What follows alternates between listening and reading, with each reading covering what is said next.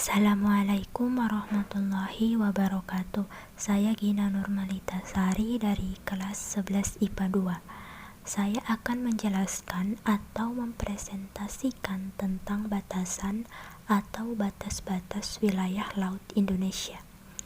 Seperti yang kita tahu, laut menjadi salah satu faktor dalam mempertahankan kedaulatan suatu negara, khususnya negara kepulauan. UNCLOS pada tahun 1982 menyebutkan bahwa laut berperan dalam kepentingan nasional, seperti sumber perekonomian negara.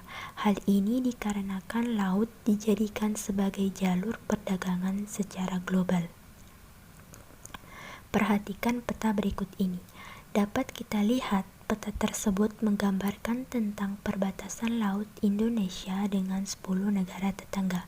Nah, setiap negara mempunyai batas-batas wilayah laut. Di antaranya, yang pertama ada laut teritorial atau laut wilayah. Dari peta dapat kita lihat batas laut ini ditandai dengan warna krem. Laut teritorial merupakan laut di mana batas administrasi atau batas teritori suatu negara, artinya di luar batas teritorial itu sudah bukan lagi milik negara yang bersangkutan. Batas laut teritorial menggunakan garis khayal yang berjarak 12 mil ke arah laut lepas. Garis khayal merupakan garis yang menghubungkan titik dari ujung terluar pulau-pulau pada suatu negara.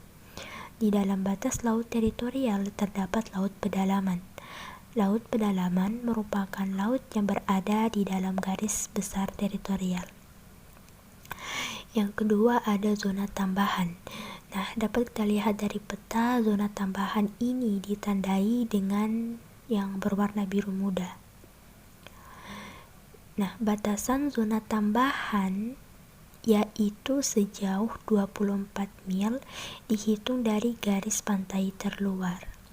Yang ketiga ada ZEE atau zona ekonomi eksklusif. Dari peta dapat kita lihat ZEE ditandai dengan warna ungu tua. Zona ekonomi eksklusif atau ZEE di suatu negara diukur sejauh maksimal 200 mil dari garis pangkal ke laut bebas. Garis pangkal atau garis dasar laut digunakan untuk mengukur lebar laut teritorial. ZEE dapat dikatakan sebagai batas luar dari laut teritorial. Setiap negara memiliki hak untuk memanfaatkan sumber daya di cakupan wilayah ZEE. Untuk negara lain hanya diperbolehkan atas izin pemerintah negara yang bersangkutan. Pemanfaatan sumber daya dapat dilakukan baik di atas laut, dasar laut, ataupun tanah di bawahnya.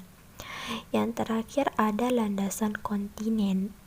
Dari peta dapat kita lihat landasan kontinen ditandai dengan garis yang berwarna merah.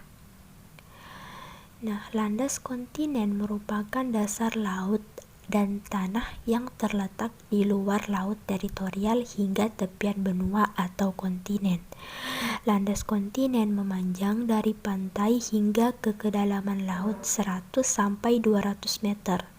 Di dalam landas kontinen terdapat dua bagian, yaitu lereng benua dan area kenaikan benua.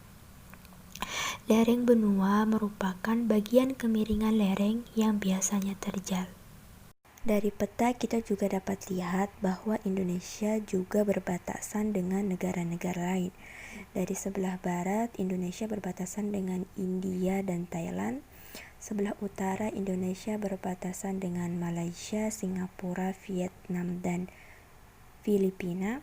Sebelah timur, Indonesia berbatasan dengan Papua Nugini dan Palau. Dan sebelah selatan, Indonesia berbatasan dengan Timor Leste dan Australia. Baik, itulah tadi sedikit penjelasan tentang batas-batas wilayah laut di Indonesia. Sekian, wassalamualaikum warahmatullahi wabarakatuh.